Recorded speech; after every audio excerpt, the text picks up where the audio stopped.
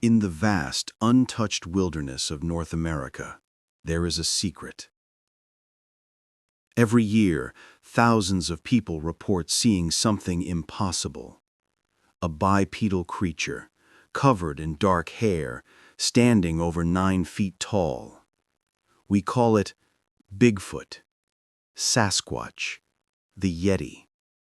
Science tells us it is a myth, a man in a suit, a bear standing up. But the fossil record tells a different story. A story of a real monster that walked this earth, and perhaps a monster that never truly died. The investigation begins in a Hong Kong drugstore in 1935. Paleontologist Gustav von Koenigswald found a strange molar labeled dragon's tooth. It wasn't a dragon. It was an ape. An ape of colossal proportions. He named it Gigantopithecus blacki. It stood 10 feet tall and weighed over 1,200 pounds. It was the King Kong of the real world. Mainstream science says it went extinct 300,000 years ago during the Ice Age. But animals migrate to survive. Just as humans crossed the Bering Land Bridge from Asia to America.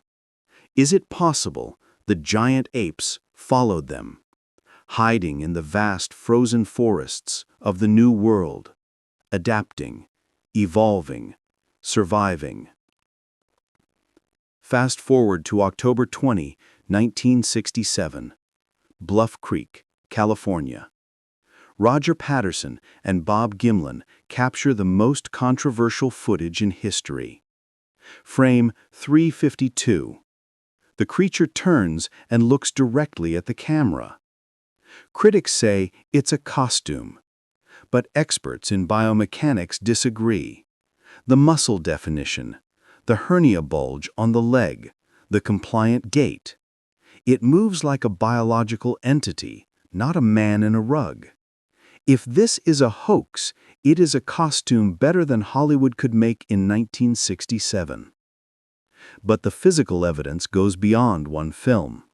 Thousands of footprints, some with dermal ridges, fingerprints on the feet. Hoaxers can fake a shape. They cannot fake anatomy. Then there is the audio evidence, the Sierra sounds. Recorded in the 1970s, these tapes capture vocalizations that are terrifyingly complex. Whoops, howls, and something that sounds like language. A guttural, samurai-like chatter that no known animal produces. Bioacoustics experts say the lung capacity required is superhuman. The indigenous people of North America have known about them for centuries. Every tribe has a name for them. Sasquatch, Sabe, the hairy man. They describe them not as monsters, but as a tribe of people. People who respect the forest and punish those who disrespect it. So why haven't we found a body? The forest recycles its dead efficiently, and if they are intelligent, they may bury their dead. We assume we are the masters of this planet, but our cities are just islands in a sea of green. There are millions of acres of forest that no human foot has ever touched. Places where a relict population of giant apes could easily hide. Gigantopithecus was real. We have the teeth. We have the jaws. Is it so hard to believe that a branch of the family tree survived? A nocturnal, intelligent primate that learned to avoid the one thing that kills everything: us. Perhaps the monster isn't a monster at all. It is a ghost of the Ice Age, a reminder that we are not the only hominids on Earth. The Patterson film remains debunked by some, revered by others. But the stories continue, every year. Hunters report feeling watched. Hikers report rocks being thrown at them.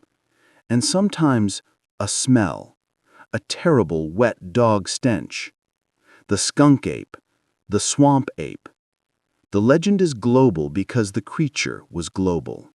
The yowie in Australia, the almas in Russia. They are all echoes of the same ancestor. We want to find them, but maybe we shouldn't. If they want to be found, they would have been. They are the masters of hide and seek, and they have been winning the game for 10,000 years. The investigation into Gigantopithecus leads to one conclusion. The line between history and folklore is thin, and sometimes the myths bite back. The next time you walk in the deep woods, and the birds suddenly stop singing, and the hair on your neck stands up, don't look for a bear. Look for the shadow that moves when you look away. Look for the king of the forest. We call him a monster. He calls this place home. He is the last of the giants, the one that survived the ice, the one that survived us. Gigantopithecus is not dead. He is just waiting for us to destroy ourselves, or waiting to reclaim his world. What do you believe walks the Pacific Northwest? A lost species of ape, or a figment of our imagination?